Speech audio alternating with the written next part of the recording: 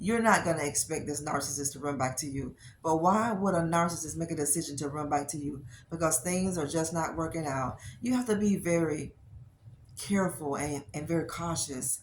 And you have to be aware, and you have to always be alert. You have to always be sober minded and vigilant, because the Word of God tells us, John 10:10, that we have an enemy, and he came to seek those to devour. He came to eat you up.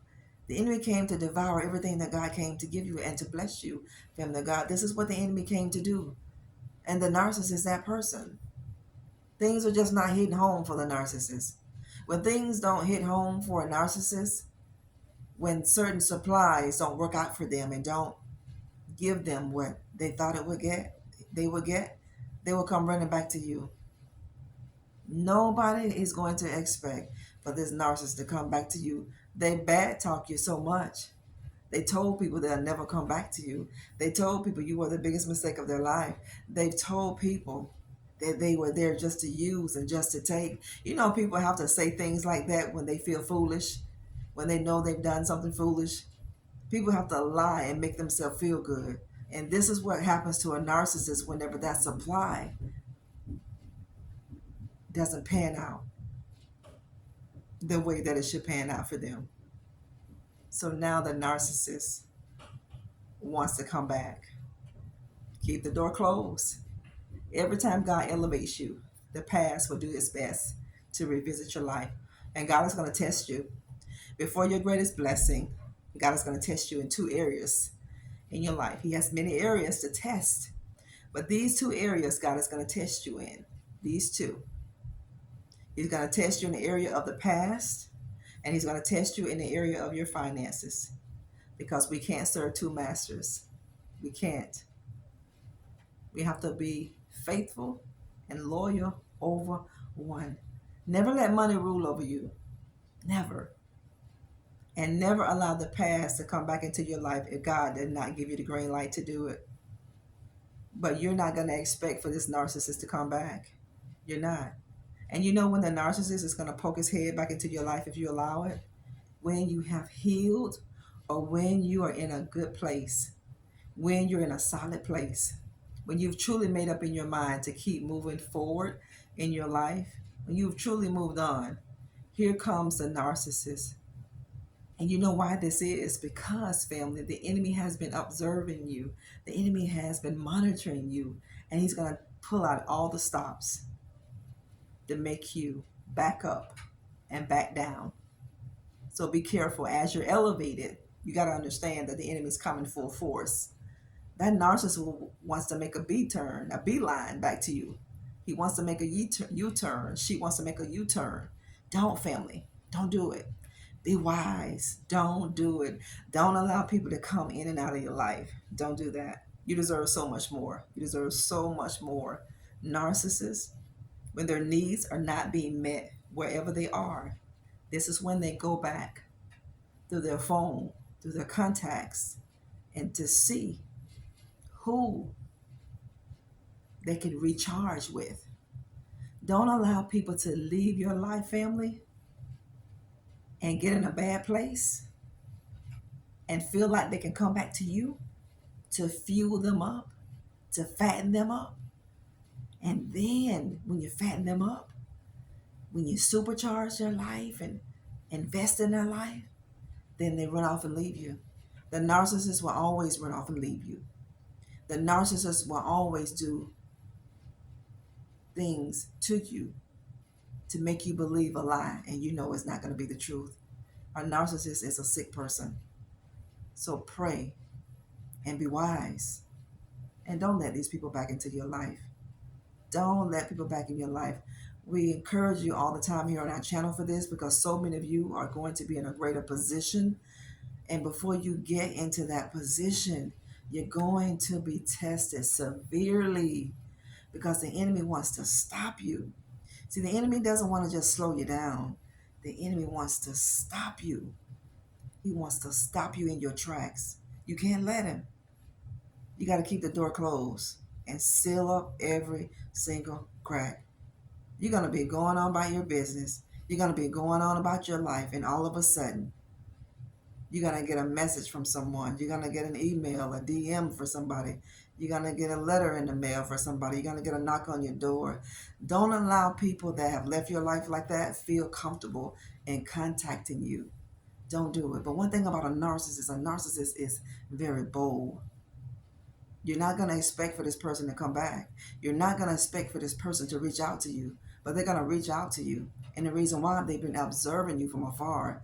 They've been monitoring your life from afar, and you're not knowing it. All these crazy phone calls that you're getting, this is a narcissistic person. These weird numbers that are coming through your phone, these weird emails that you're getting, family, be wary of it.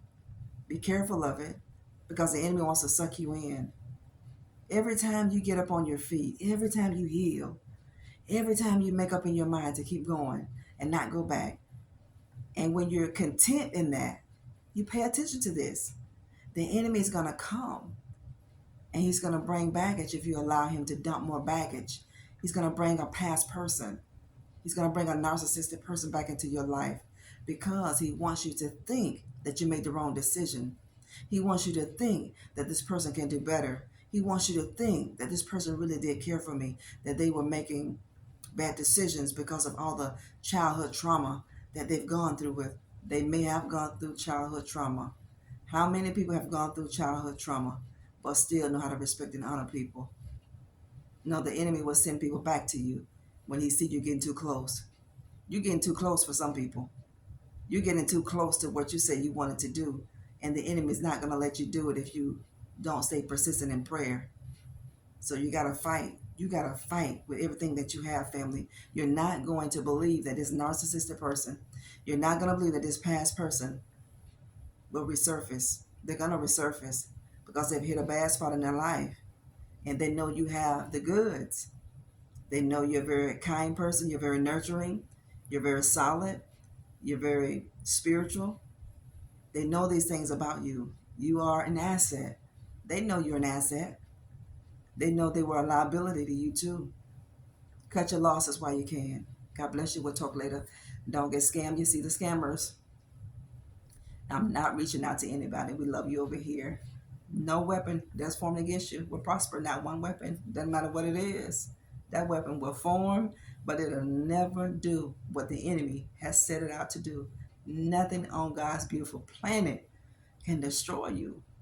God is going to intercept everything. This is why you have been healing. This is why you've been alone so much. This is why God has you in a place of silence, of being quiet, so you could heal. Now you've healed. Now you're doing better. Don't open up that wound. Don't open that heart back up to that person who broke it. Don't do that, because they're going to crush you again. And every time God heals, and you put yourself in a position for the enemy to crush your heart and to crush your spirit, he hits you harder every time, and he puts you deeper in a rut, and he's going to leave you in a worse condition. Don't let the enemy be right, family. Don't let the enemy come back into your life and stand in a corner and laugh at you and say, I told you so. Don't do that, family. You deserve so much more. And this isn't about proving anything to anybody but yourself.